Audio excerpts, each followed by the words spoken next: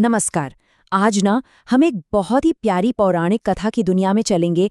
एक ऐसी कहानी जो मन को छू जाती है। ये कहानी है भगवान कृष्ण और उनके दोस्त सुदामा की। दोस्ती की एक ऐसी मिसाल जो आज भी दी जाती है।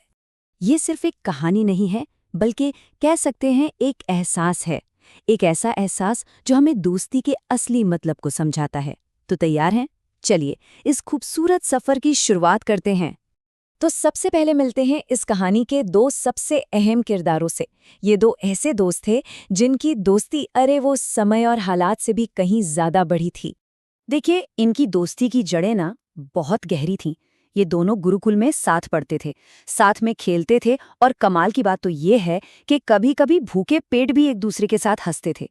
मतलब उनका पूरा बचपन एक साथ गुजरा था और यही तो उनके रिश्ते की असली नींव थी। अब कहानी में एक दिलचस्प मोड़ आता है। समय के साथ ना इन दोनों दोस्तों की जिंदगी में जमीन आसमान का अंतर आ गया था। चलिए देखते हैं कैसे। तो देखिए, एक तरफ थे द्वारका के राजा भगवान कृष्ण, जिनका महल सोने चांदी से जगमगाता था। और दूसरी तरफ थे सुदामा, एक इतने गरीब ब्राह्मण कि उनके घर में खाने के लिए अनाज का एक दाना भी मुश्किल से मिलता था। सोचिए कितना बड़ा फर्क था। और यही फर्क इस कहानी का सबसे अहम हिस्सा है। अब हुआ ये कि सुदामा शुरू में तो बहुत हिचकिचा रहे थे। मतलब अपनी इस गरीबी की हालत में अपने राजा दोस्त से मदद मांगना उन्हें अच्छा नहीं लग रहा था। लेकिन फिर उनकी पत्नी ने उन्हें समझाया और आखिरकार अपने परिवार का सोचकर वो द्वारका जाने के लिए मान गए। तो बस सुदामा निकल पड़े अपनी लंबी यात्रा पर। लेकिन उनके मन में ना एक कश्मकश चल रही थी। जा तो रहे थे अपने दोस्त से मिलने, पर दिल में एक अजीब सी घबराहट थी। पूरे रास्ते सुदामा के मन में बस यही सब चल रहा था। अरे, मैं इतना गरीब और वो तो राजा है। क्या वो मुझे पहचानेगा भी? और इतने बड़े राजा के लिए मैं भला क्या तोहफा ले जा सकता हूँ? उनका मन ना इसी संकोच से भरा हुआ था। और जानते हैं तोहफे के तौर पर उनके पास क्या था? सिर्फ मुट्ठी भर चावल एक छोटी सी पोटली में। पर वो सिर्फ चावल नहीं थे, वो तो सुदामा की पत्नी के प्यार और मेहनत का प्रतीक थे। बड़ी मुश्किल से उन्होंने ये चावल इकट्ठे किए थे और सही मायनों में यही उनकी सबसे कीमती भेंट थी। अच्छा, तो जैसे ही सुदामा द्वारका पहुंचे, महल के पहरेदारों ने उन्हें रोक दिया। लेकिन जैसे ही कृष्ण तक ये खबर पहुंची कि सुदामा आए हैं, वो सबको छोड़कर नंगे पांव ही दरवाजे की तरफ दौड़ पड़े।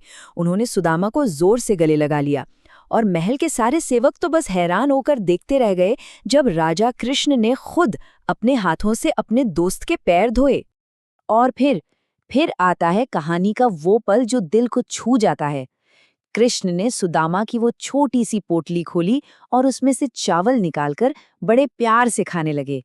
उन्होंने कहा, वाह, ये चावल तो दुनिया की किसी भी दौलत से कहीं बढ़कर हैं, क्योंकि इसमें मेरे दोस्त का सच्चा प्यार जो मिला है। खैर, सुदामा ने कृष्ण के साथ कुछ दिन बिताए, लेकिन वो इतने संकोची थे कि अपने लिए कुछ मांग ही नहीं पाए। और फिर वो वापस अपने घर की ओर चल दिए। वापस जाते हुए सुदामा के मन में कोई अफसोस नहीं था, पता है। वो तो बस अपने दोस्त से मिलकर ही इतने खुश थे, इतने संतुष्ट थे कि उनके लिए यही सबसे बड़ा तोहफा था। उन्हें और किसी चीज की चाह थी ही नहीं। पर कहानी यहाँ खत्म नहीं होती। जैसे ही वो अपने गांव के पास पहुंचे ना, उन्होंने कुछ ऐसा देखा कि उन्हें अपनी आंखों पर यकीन ही नहीं हुआ। कुछ ऐसा हो चुका था जिसके बारे में उन्होंने सपने में भी नहीं सोचा था। अरे, जहां उनकी छोटी सी झोपड़ी हुआ करती थी, वहां अब एक आलीशान महल खड़ा था। घर के अंदर सोने चांदी के बर्तन, पहनने के लिए सुंदर सुंदर कपड़े और अनाज के भंडार तो पूरे भरे हुए थे। ये कृष्ण का अनस्पोकन, एक अनकहा आशीर्वाद था। सुदामा को समझने में एक पल भी नहीं लगा कि ये सब उनके दोस्त, उनके कृष्ण की ही लीला है। ये इनाम था उनके निस्वार्थ प्रेम का, उन मुट्ठी भर चावलों का। तो इस कहानी का सार क्या है? सार यही है कि सच्ची दोस्ती और सच्चा प्यार ये तो भगवान को भी खुश कर देते हैं। इसमें कुछ मांगने की जरूरत ही नहीं पड़ती। तो इस कहानी से हमें क्या सीखने को मिलता है? पहली बात तो ये कि दोस्ती में अमीरी गरीबी कोई मायने नहीं रखती। दूसरी कि एक सच्चा दोस्त ना बिना कुछ कहे ही दिल की बात जान लेता है। और सबसे जरूरी कि प्यार से दिया गया एक छोटा सा तोहफा भी दुनिया की सबसे बड़ी दौलत से बढ़कर होता है।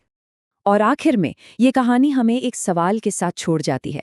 क्या सच में दुनिया की सबसे बड़ी संपत्ति पैसा दौलत नहीं, बल्कि प्रेम और सच्ची दोस्ती है? सोचिएगा जरूर।